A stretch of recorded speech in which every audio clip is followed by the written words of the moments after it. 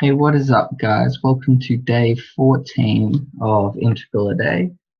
Today I have this question here, which, will be honest with you guys, I've already done it once before this video. The reason why I'm doing it is I usually like solving them on the go, and that's why some videos can take a bit of time sometimes, because I don't usually do the questions beforehand. However, I did this question and I learned a lot from it, particularly on the topic of how important trig identities are when even integrating and deriving, and how useful they are in manipulating what you've got to make it easier. Because yeah, I learned quite a few, and I'm definitely going to be doing a lot more of these trigonometric integrals where that will force us to learn these. But in solving this now,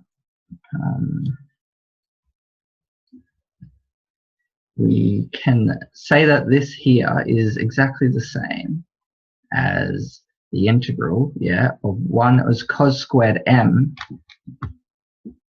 Instead of using, I think it is u substitution, which was my first method of doing this, way of doing this, but then putting into Symbolab and everything,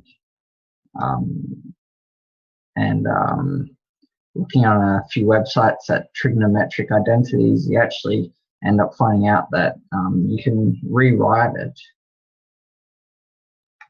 as this. Oh dear.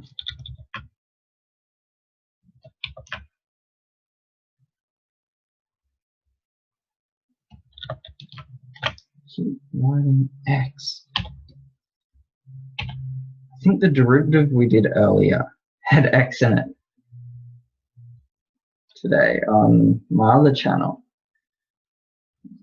But here we are. So we're integrating this now, which actually allows us to use this rule here that states, well, if we have a squared plus b squared, we can rewrite that as a minus b, a plus b.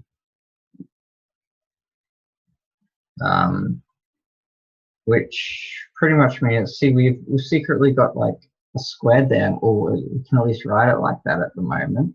So we can rewrite this. And this is an interesting part I found really helpful, that just for those of us on this channel that wouldn't really be aware of this. You know, you guys can see this in action. So I can see how manipulating trig identities will be useful in the future. And just like that, I'm sure after I write this bottom, and you guys will see what's going to happen.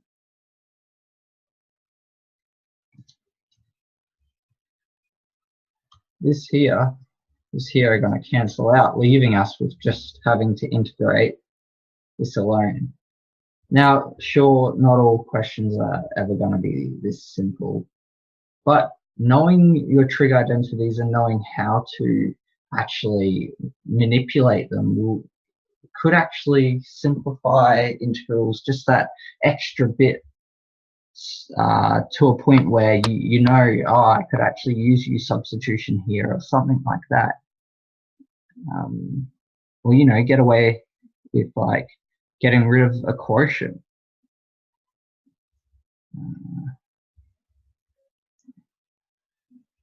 Which, you know, we're capable of doing that. Oh, I did it again.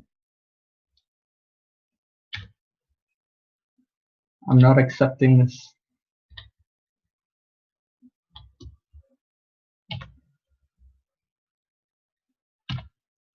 It's a selector.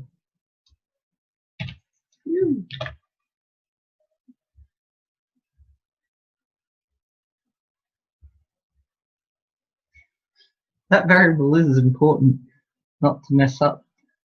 1.dm minus the integral, as we got a minus there, of sine m.dm. We can split these up pretty much. And now we can write it as, well, sine will become negative cos, and negative will give us a positive cos, plus c, can't get the constant. Nope, no dm. And there we have the answer. So I've already checked this on Symbolab, and it is right.